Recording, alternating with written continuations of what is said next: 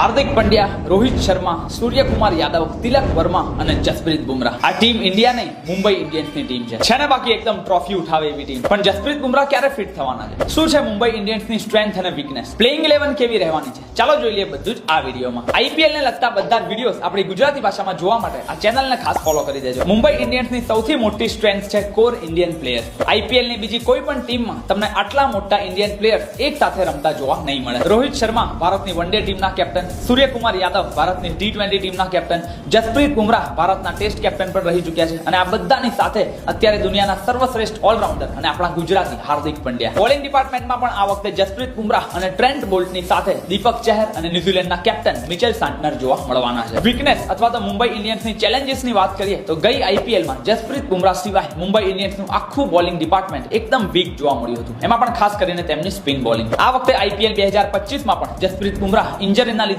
શરૂઆતની 3 થી 4 મેચો ગુમાવી શકે છે. જોકે મિચેલ સાન્ટનર અને દીપક ચહરના આવ્યા પછી મુંબઈ ઇન્ડિયન્સનું બોલિંગ ડિપાર્ટમેન્ટ પણ સારું એવું સ્ટ્રોંગ જોવા મળી રહ્યું છે. હવે આઈપીએલ 2025 માટે મુંબઈ